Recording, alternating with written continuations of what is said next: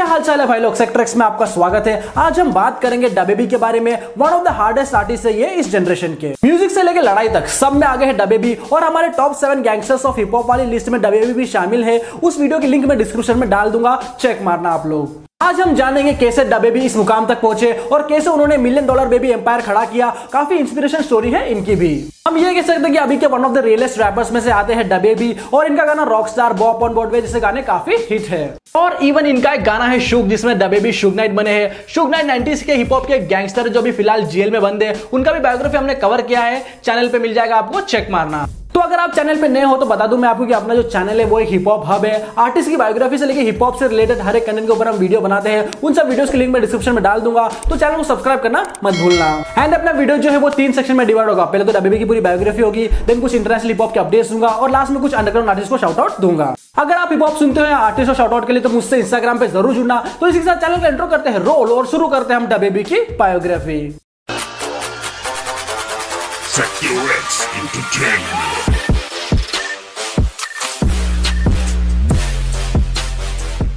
डबेबी, जिनका असली नाम है जोनाथन लिंडल क्रिक, इनका जन्म हुआ था 22 दिसंबर 1991 क्लीवलैंड ओहायो में। और डबेबी 6 साल के थे तब से उनकी फैमिली नॉर्थ कैरोलिना में शिफ्ट हो गई थी। और डबेबी के 2 बड़े भाई भी हैं। डबेबी के पिता यूएस मिलिट्री में सर्विस करते थे और उनकी मॉम फाइनेंशियल सेक्टर में जॉब करती थी। और उनके मॉम डैड का डिवोर्स हो गया था बचपन में ही, बट डबेबी का रिलेशन उनके डैड से बहुत अच्छा रहा है और वो चाइल्ड सपोर्ट पेमेंट देते थे हर महीने $80, जिससे डबेबी काफी ज्यादा फ्लेक्स करते थे स्ट्रीट्स में।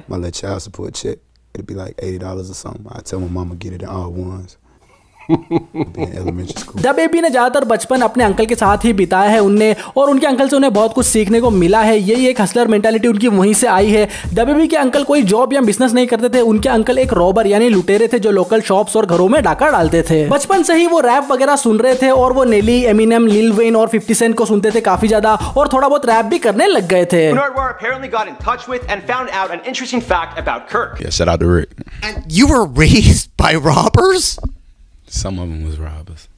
अपनी टीनेज में ही डबेबी समझ गए थे कि वो एक 9 to 5 जॉब के लिए नहीं बने हैं और उन्हें बहुत सारे पैसे बनाने थे। डबेबी को एक लग्जरी लाइफस्टाइल जीना था जैसे कि वो अभी जी रहे हैं, पर ये लाइफस्टाइल उन्हें रातों रात नहीं मिला। इसके लिए उन्हें काफी प्रॉपर डिटर्मिनेशन और हार्डवर्क दिखाया है। रैप में आने से पहले ही डबेबी ने स्ट्रीट से अच्छे खासे पैसे बना लिए थे। हसलिंग करके, ड्रग्स, गन्स एंड फ्लिपिंग करके काफी पैसे बना लिए थे डबेबी ने। और 21 साल की उम्र में ही उनके पास अच्छे खासे पैसे थे और 2 महंगी कार्स थी। वैसे नॉर्थन वैंस हाई स्कूल से पास आउट होने के बाद वो नॉर्थ कैरोलिना यूनिवर्सिटी में एडमिशन लिया, बट उन्होंने अपना ग्रेजुएशन कंप्लीट नहीं किया और वो ड्रॉप आउट हो गए थे।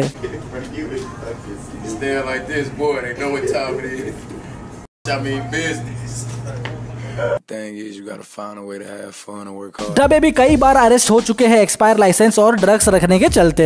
15 जून 2013 में डबेबी फिर से अरेस्ट हुए थे कोस उनके पास एक गैरकानूनी गन था और साथ में उनके पास ड्रग्स भी थे। डबेबी का इन सब चीजों से मन उठ गया था और अपनी जिंदगी को एक नया मोड़ देना चाहते थे। 2014 में डबेबी ने अपने सारे कार्स वगैरह बेच के कुछ पैसे जमा किए एंड वो सारा पैसा उन्होंने अपने म्यूजिक में इन्वेस्ट करने का सोचा। रैप तो वो पहले से करते हुए आ रहे थे, अब उन्होंने अपना सारा सेविंग्स जो था वो अपने म्यूजिक में लगा दिया था। घंटों स्टूडियो टाइम रेंट पे लेने और ठीक 1 साल बाद 2015 में फाइनली उन्होंने अपना पहला मिक्सटेप ड्रॉप किया जो था नॉन फिक्शन। उन्होंने डबेबी से पहले अपना स्टेज नेम बेबी जीसस रखा था और बेबी जीसस के नाम से ही वो गाने निकाल रहे थे। उनका पहला मिक्सटेप नॉन फिक्शन शुरू के 48 घंटों में ही 10,000 बार स्ट्रीम किया गया था और ये सब बिना कोई प्रमोशन के हो रहा था। उन्होंने बस अपने इंस्टा पे कुछ पोस्ट डाले थे और कुछ यूट्यूबर्स से पुश करवाया था और ये मिक्सटेप काफी वायरल हुआ और काफी लोगों को ये पसंद आ रहा था। और इसी तरह नॉर्थ कैरोलिना में वो थोड़े फेमस हुए। डबेबी ने अपना सब कुछ दाव पे लगाया और उन्हें रिटर्न में अच्छा खासा रिस्पॉन्स मिल रहा था। ऑनलाइन काफी बस बन गया था इस मिक्सटेप का और फिर उस टाइम रैपर डिनीरो फेरार, जिनका अच्छा खासा नाम चल रहा था तब,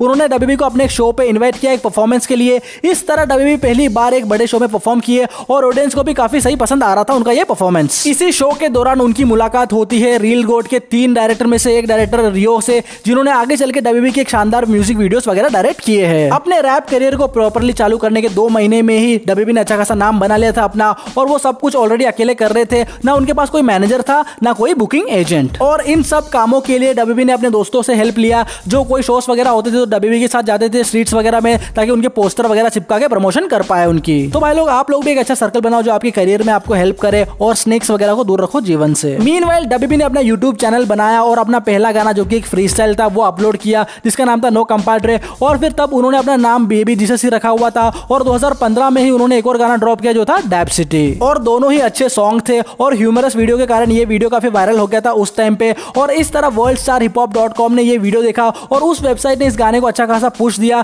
जिससे डब्ल्यूबी और तेजी से फैलने लग गए सीन में। 2015 एक प्रोडक्टिव ईयर था डब्ल्यूबी के लिए और उन्होंने फिर 2 मिक्सटेप और निकाले इसी साल। इस तरह वो काफी फेमस हो गए थे ऑनलाइन और लोकली भी, स्टेज पे भी परफॉर्म करना वो सीख गए थे और आजकल तो उनका स्टेज शो एक अलग ही लेवल का होता है, जो अपने आप में ही एक एक्सपीरियंस है। फिर 2016 में 2 मिक्सटेप और निकाले डब्ल्यूबी ने, गॉड्स वर्क और गॉड्स वर्क रिसरेक्टेड। एक music company south coast music से फिर डब्ल्यूबी एसोसिएट हो गए थे और उस तरह उनको एक प्रॉपर मैनेजमेंट मिला, वो तेजी से काफी आगे बढ़ने लग गए थे। उसके बाद उसी दौरान उन्होंने अपना स्टेज नेम बेबी जीसस से डब्ल्यूबी कर दिया था और इवन मार्केटिंग के लिए डब्ल्यूबी अडल्ट डायपर पहन के स्ट्रीट्स में घूम रहे थे। सबको लगा डब्ल्यूबी बेवकूफी कर रहे हैं, बट ये उनकी स्ट्रेटजी थी जो कि काम आई थी उनके लिए। इसके बाद ऑनलाइन काफी अच्छा खासा बस बन गया था और काफी फॉलोवर्स भी उनके बढ़ गए थे और इसी ऊपर चढ़ती हुई पॉपुलैरिटी के चलते डब्ल्यूबी ने 6 और मिक्सटेप ड्रॉप करे थे उसी साल।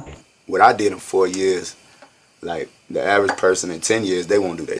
They won't do it in 10 years, so that 4 years was long as hell, you know what I mean? Like I felt. फिर 2018 में डब्ल्यूबी ने अपना प्रोजेक्ट बेबी टॉक 5 निकाला और उसके बाद फिर ब्लैंक ब्लैंक भी ड्रॉप किया। दोनों ही प्रोजेक्ट सुपर हिट साबित हुए थे और इसी टाइम उनके साथ ऐसा एक हादसा होता है जिससे हर जगह बेबी के चर्चे होने लगे। बेबी उनकी बेटी और उनकी गर्लफ्रेंड के साथ वॉलमार्ट में शॉपिंग करने गए थे, तब उतने में उनको 2 बंदे लूटने आए और उनके ऊपर गन पॉइंट कर दिया था। डब्ल्यूबी के हाथ में उनकी बच्ची थी और डब्ल्यूबी ने इस पर रिएक्ट करते हुए अपने पास जो गन रखा था वो निकाल के उनपे और गोली चला दी और इस हादसे में एक बंदे की ऑन द स्पॉट डेथ हो गई थी जो लूटने आए थे और वो दूसरा बंदा वहां से भाग गया था। फिर बाद में पता चला कि जो बंदा मरा वो सिर्फ 19 साल का था और डब्ल्यूबी पे फर्स्ट डिग्री मर्डर चार्जेस वगैरह लगे, लेकिन फिर जब कोर्ट केस चला तब सेल्फ डिफेंस में उन्होंने वो गोली चलाई थी, इसलिए वो 22 बरी हो गए थे। यही नहीं और भी कई ऐसे इंसिडेंट हुए हैं डब्ल्यूबी के साथ। वो एक वीडियो शूट कर रहे थे एक हुड में, वहां के कुछ बंदों ने आके परमिशन स्लिप मांगा डब्ल्यूबी से और डब्ल्यूबी का जो रिप्लाई था वो काफी सावेज था और ये क्लिप काफी वायरल भी हुई थी। That's cool. Well, they're cool. Hey, well, they're cool. They ain't got to fuck with me, but I ain't signing no permission slip nowhere. That ain't what I do. Hey look, if you want to come politic, you... इन सब controversies के बाद 2019 में WB ने इंटरस्कोप records के साथ 7 figure deal sign किया और उस साल उन्होंने 2 एल्बम निकाले जो था बेबी ऑन बेबी और कर्क, जो कि काफी हिट साबित हुई और बेबी ऑन बेबी 25 पे और कर्क नंबर 1 स्पॉट पे जा पहुंचा बिलबोर्ड पे। लीगल इश्यूज यही नहीं रुके डब्ल्यूबी के। डब्ल्यूबी और उनके क्रू ने एक प्रमोटर को मारा था कुछ पैसे के लेन देन के चलते। देन एक बंदी को बेबी ने पंच किया था उनके शो में, लेकिन डब्ल्यूबी को पता नहीं था कि वो एक बंदी है, कोस उन्होंने फ्लैश चमका रखा था डब्ल्यूबी के चेहरे पे। दोनों केसेस में डब्ल्यूबी को कोर्ट कचहरी और जेल के चक्कर काटने पड़े थे। 2020 में डब्ल्यूबी ने अपना most anticipated album blame it on baby निकाला। ऑलरेडी डब्ल्यूबी न्यूज वगैरह में चल रहे थे और इस हाइप में उन्होंने अपना एल्बम रिलीज कर दिया और फिर से नंबर 1 स्पॉट पे जा पहुंचे बिलबोर्ड पे। और यही एल्बम के लिए डब्ल्यूबी को ग्रैमी अवार्ड्स के लिए नॉमिनेशन भी मिला था। बहुत ही कम टाइम में डब्ल्यूबी इस मुकाम पे आ पहुंचे हैं। तो ऐसे ही धूम मचा रहे हैं डब्ल्यूबी अपने करियर में। तो ऑल द बेस्ट है डब्ल्यूबी को और उम्मीद करते कि वो इंडिया टूर पे भी आए कोविड वगैरह के बाद।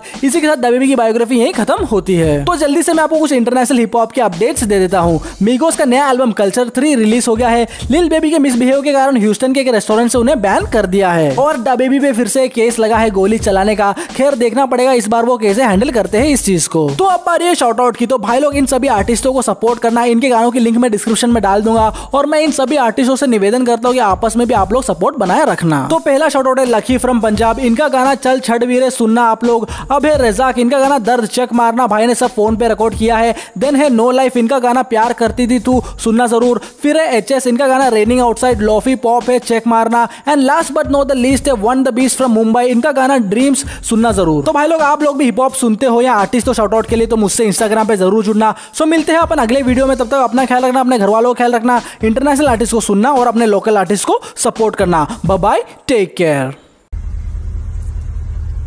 Not right now, bro. No peace. I'm a big fan, bro. I listen to all your music. What's your favorite song?